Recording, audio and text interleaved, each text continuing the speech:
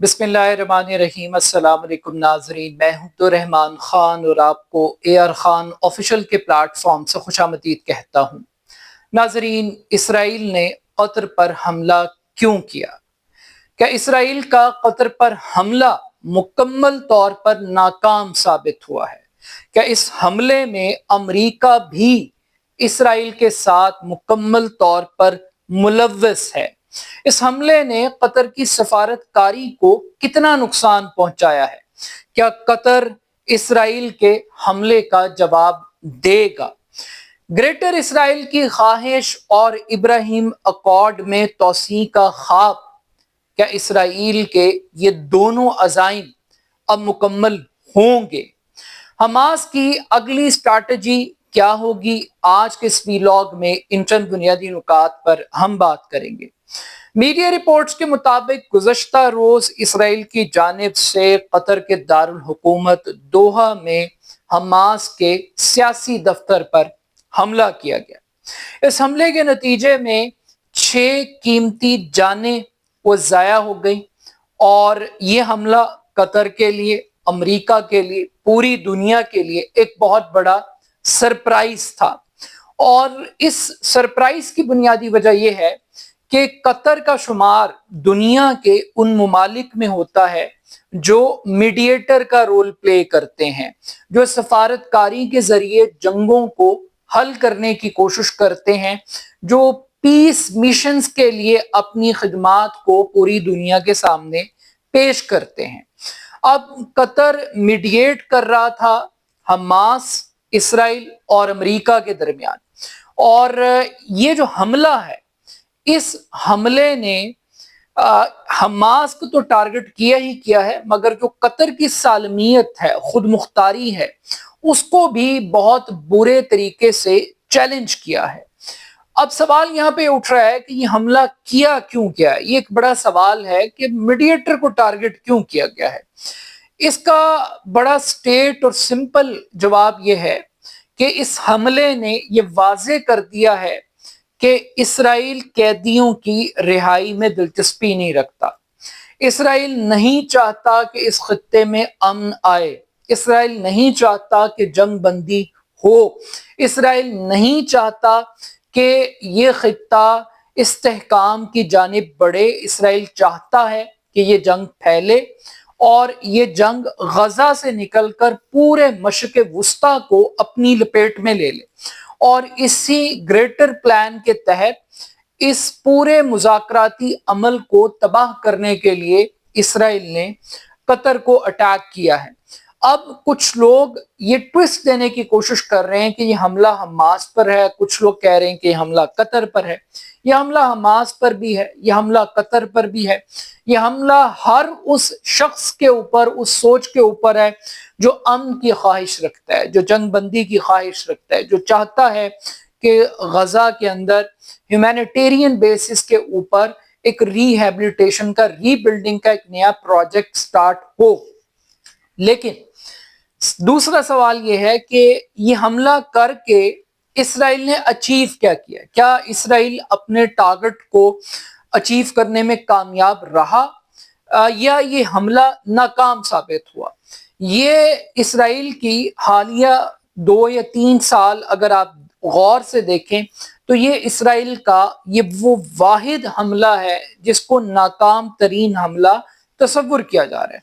Israel का target Hamas की top tier leadership थी, मगर इस हमले में शहीद होने वाले अफराद वो टॉप टियर लीडरशिप में नहीं आते। मिसाल के तौर पर एक कतरी सिक्योरिटी गार्ड था और एक जो मुज़ाकरात करने वाली शख्सियत हैं खलील अल हैया, उनके बेटे की शहादत जरूर हुई। इसी तरह से एक डायरेक्टर फौत हुए और फिर कुछ 2-3 और नाम है जिनके पास कोई बड़ा ओहदा नहीं था। अगरचे ये कीमती जानें जाया हुई हैं, मगर हमास की जो बड़ी टॉप लीडरशिप थी वो इस हमले में महफूज रही है। और उनके महफूज रहने का मतलब ये है कि इसराइल ये तमाम तर कालक मलने के बावजूद अपने उस टारगेट को अचीव नहीं कर सका।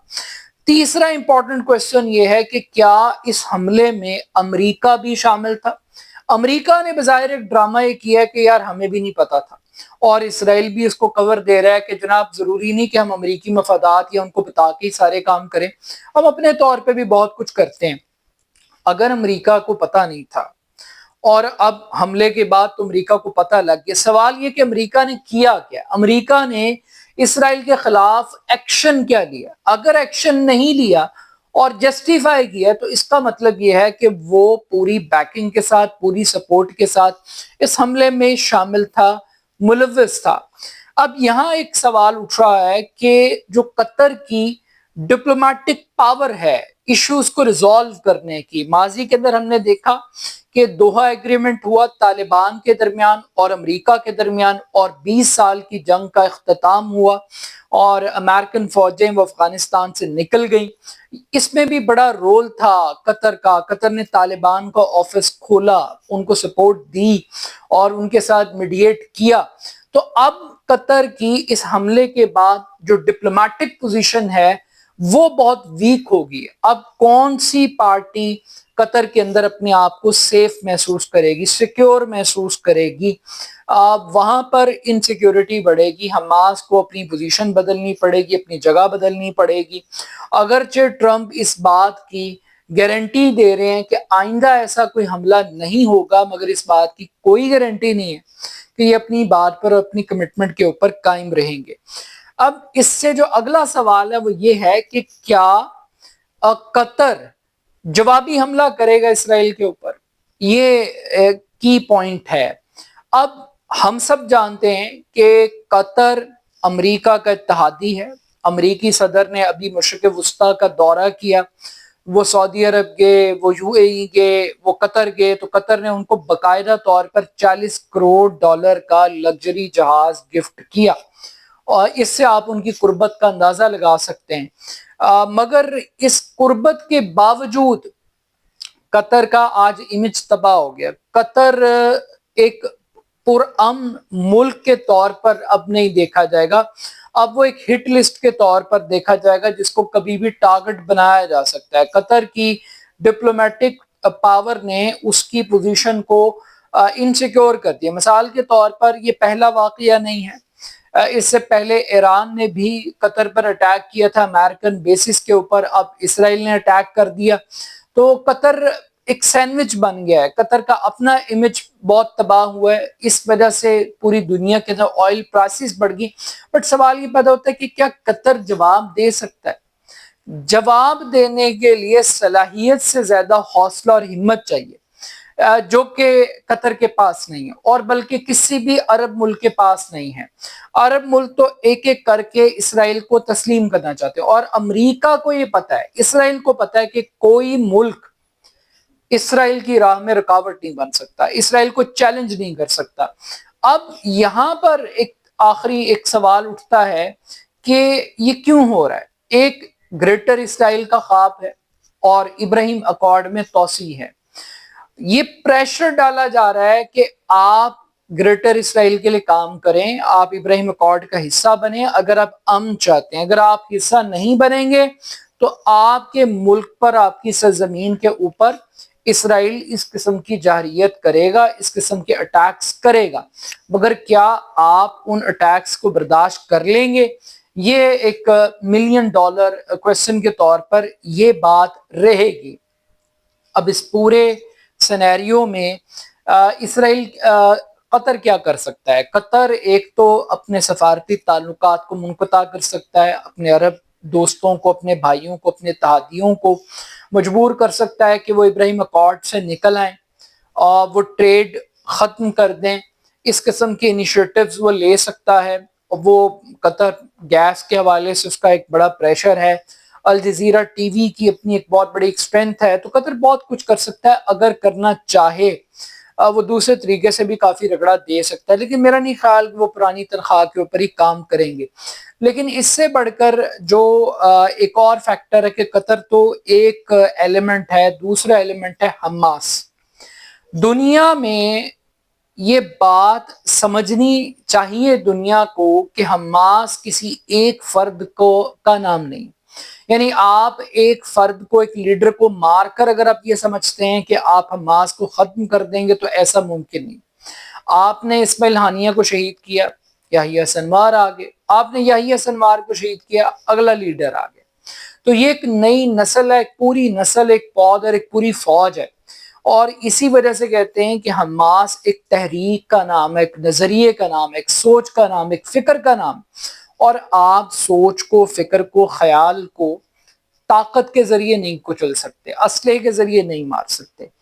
ان ایکشن سے حماس کو تقویت مل رہی، ہمدردی بڑھ رہی ہے، غزہ کا جو کاز ہے وہ پوری دنیا کے اندر اسٹیبلش ہو رہا ہے، اسرائیل کا امیج تباہ ہو رہا ہے، اس کے اوپر انگلیاں اٹھ رہی ہیں۔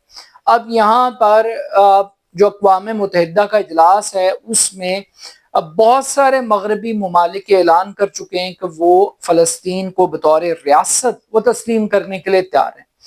اگر یہ اسرائیلی جارحیت نہ ہوتی، اس طریقے سے ناکہ بندی نہ کی جاتی، غذائی قلت نہ پیدا کی جاتی، بھوک اور قحط کی صورتحال نہ ہوتی، تو شاید دنیا اس طریقے سے غزہ کے لیے نہ کھڑی ہوتی جیسے آج کھڑی ہوئی۔ میں ایک مثال دیتا ہوں، ابھی ایک فٹیلا چل رہا ہے، ایک قافلہ بڑھ رہا ہے غزہ کی طرف محاصرہ توڑنے کے لیے، جس میں 44 سے زائد ملک ہیں، 75 سے زائد کشتیاں ہیں، اور سینکڑوں لوگ ہیں جو غزہ کے ساتھ، غزہ کی عوام کے ساتھ سولیڈیرٹی کے لیے جا رہے ہیں، کھلے سمندر میں جا رہے ہیں، اور ان کے ساتھ کیا ہوگا یہ نہیں پتا، لیکن سٹل یہ وہ ویک اپ کال ہے جس میں 95% غیر مسلم ہیں جو اس کا حصہ بننے کے لیے جا رہے ہیں۔